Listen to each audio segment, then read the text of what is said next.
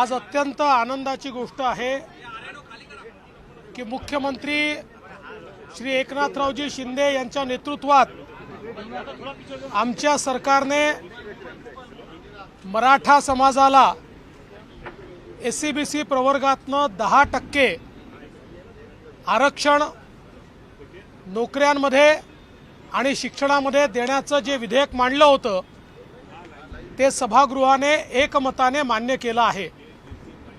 दोन्ही सभागृहात हे विधेयक एकमताने मान्य झालंय।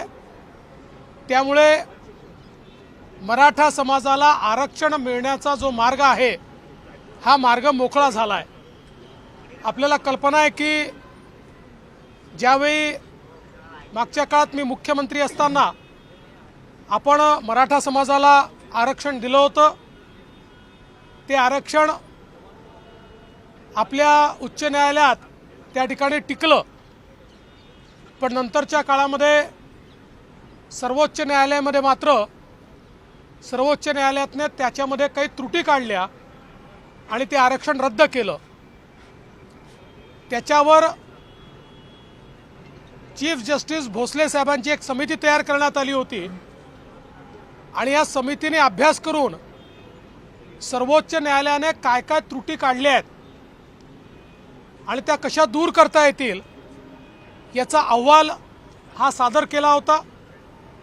त्याच्यावर आधारित राज्य मागासवर्ग आयोगाला आपल्या सरकारने मॅन्डेट दिलं होतं।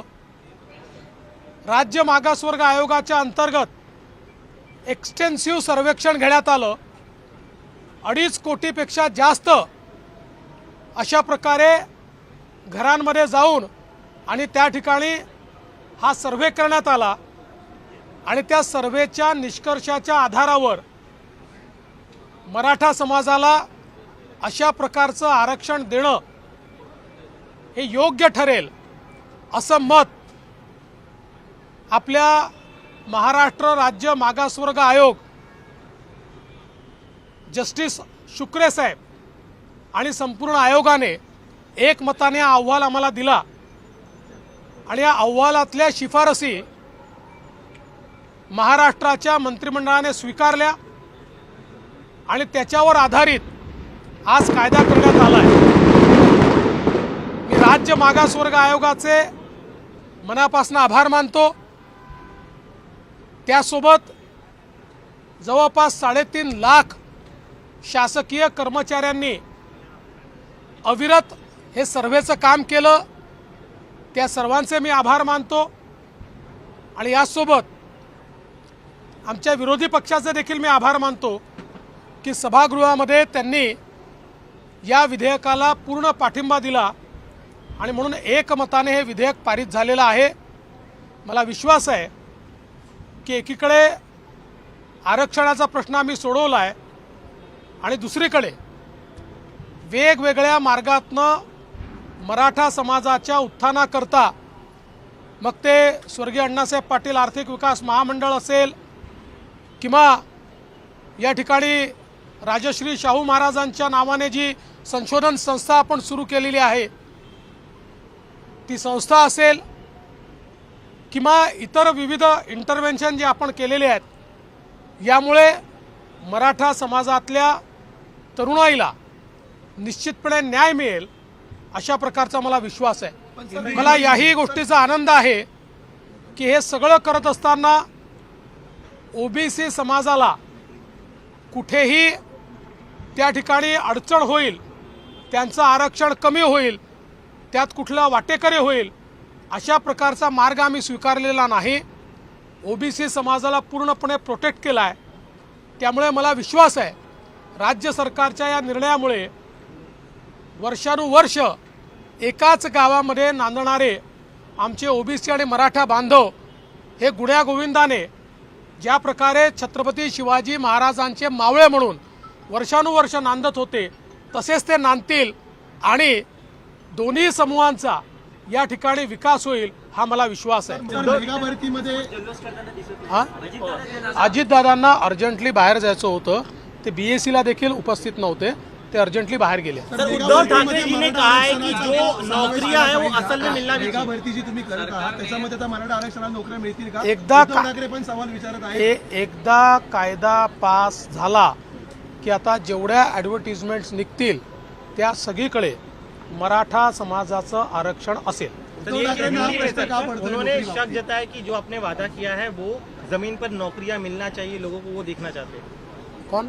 उद्धव ठाकरे ने कहा कि चलो अच्छी बात है, उद्धव ठाकरे जी का भी हमारे ऊपर ही भरोसा है, ये भी बहुत अच्छी बात है। उनका भरोसा ये सही है, ये हम दिखाएंगे। अभी मराठी हाँ। सर उद्धव ठाकरे हा प्रश्न विचारतात, मराठा आरक्षण दिलं, नोकरी पण देणार का मराठा आरक्षणातून? त्यांना विश्वास नाही का तुमच्यावर? मला असं वाटतं की आता हे विधेयक पास झाल्यानंतर सगळ्या नोकऱ्यांमध्ये हे आरक्षण मिळणारच आहे।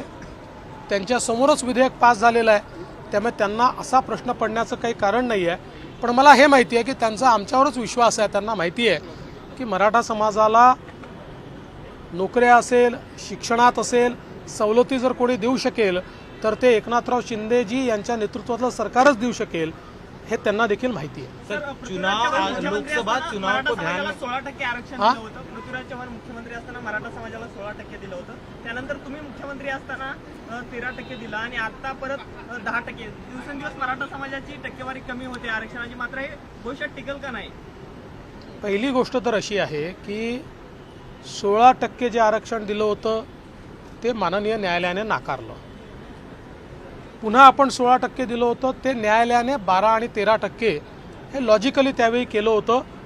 परंतु आता राज्य मागासवर्ग आयोगाने सुप्रीम कोर्टाने जे काही निकष दिले त्या निकषांच्या आधारावर ज्यावेळेस पाहणी केली, त्या पाहणीतनं त्यांनी ज्या प्रकारचा रिपोर्ट दिला आहे, शेवटी आपल्याला आरक्षणाची टक्केवारी ठरवताना जो काही आपल्याकडे रिपोर्ट असतो त्याच्यामधले जे काही निरीक्षणं असतात आणि वेळोवेळी न्यायालयाने दिलेले आदेश असतात, याच्या पर्व्ह्यूमध्येच हा निर्णय आपल्याला करावा लागतो।